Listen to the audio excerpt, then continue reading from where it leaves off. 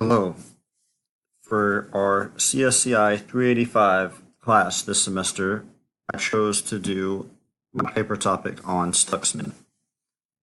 For those of you that don't know, my name is Alan Seisloff, and I'm a student at Coastal Carolina University. The three main topics that I'm going to cover that affected the Stuxnet malware is the capabilities, and that covers the private sector, the government sector, and whether or not state actors were involved. Brief history summary of the Stuxnet was that it was one of the first forms of malware to inflict physical damage rather than clandestine operations. And what I mean by that is, from up to this point, malware was just basically a tool for web security, and it wasn't really seen as much of a threat. Stuxnet virus itself was discovered by a team of engineers and Ralph Langner himself. It was found to affect target supervisory control and data acquisition systems, which is basically an acronym for SCADA for short, as well as the programmable logic controllers. One of the things I found most interesting about writing my paper was that various heads of the U.S. parts of the cybersecurity division have spoken out about this.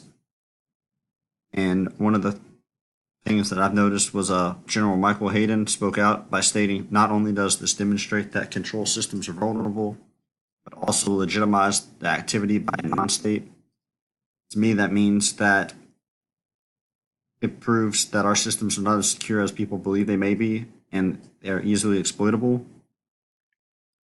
And then Defense Secretary Leon Panetta warned that the need for standards to improve is detrimental to the United States and would lead to the brink of a cyber Pearl Harbor. In the beginning, upon research, I found that Stuxnet had two versions. Version 1 named Stuxnet.A and basically Stuxnet the 2, which appeared in 2010. The first one appeared in 2009. It used the file vulnerability autorun.inf, and it had one driver file. Stuxnet that released in 2010 had a different payload, and it had two driver files.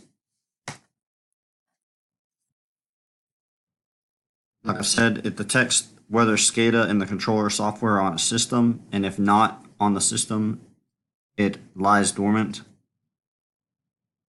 It has a multi-layer attack pattern and is capable of faking signals to prevent the system from shutting down by intercepting operation data between operators and systems. That use of that graphic is in my next slide. It best explains one of the exploits that was used by Stuxnet. I want to go into detail about the multi-layer attack pattern. The first layer is the Windows operating system, the second layer is software applications, and the third is programmable logic controllers. And just to get through the first layer, Stuxnet utilized 4 zero-day exploits.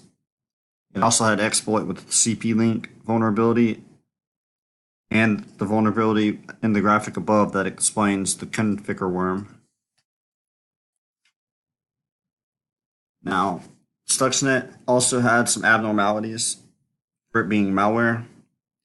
Some of those included that it was introduced via USB, and that's not that uncommon, but the fact that it can infect other computers via peer-to-peer in the same network is, and multiple zero-day exploits, and usually those aren't seen to be implemented in one attack because they're deemed too profitable. And the structure of the code was written in multiple coding languages and is 0.5 MB. Now, the Stuxnet had two modes, the user mode and the kernel mode, and drivers for Windows allowed the kernel mode to install without users being aware.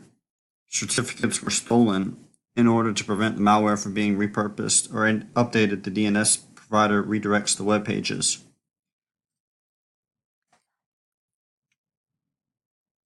And Stuxnet centrifuge catastrophe. The code specifically targets Siemens PCS7 controllers that spin at a frequency between 807 and 1210 Hz. If those credentials are met, then the malware raises the frequency table while the rootkit hides the malware. And it was later disclosed that Siemens later developed a removal tool for the malware, and one of their policies insisted on Microsoft updates to prevent further exploitation. However, on Microsoft's end, what they thought was a fix turned out 5 years later to not be the case. HP discovered a vulnerability utilized by Stuxnet. The flaw was designed to bypass the validation checks, and rather than patching, Microsoft attempted to fix the issue by assigning new identifiers. And this is significant because it enabled attackers to code the target to browse infected directories.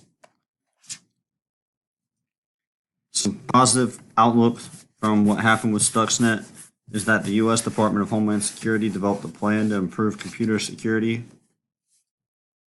There's now published standards for control systems to provide control system security.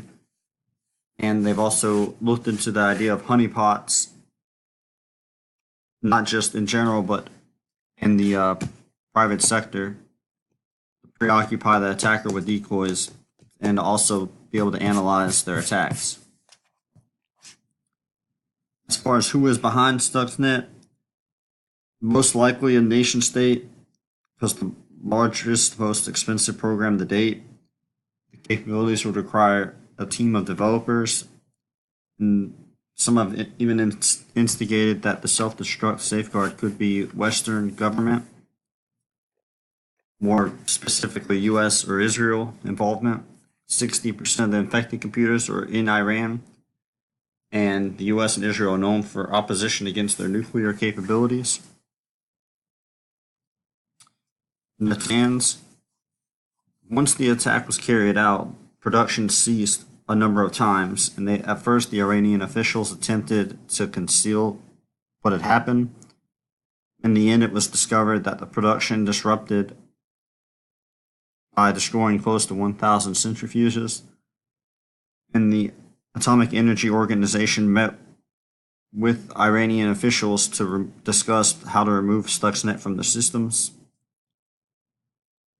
After the aftermath, Iran's response to Stuxnet was to create their own systems to clean up the Stuxnet infection rather than relying on outside sources.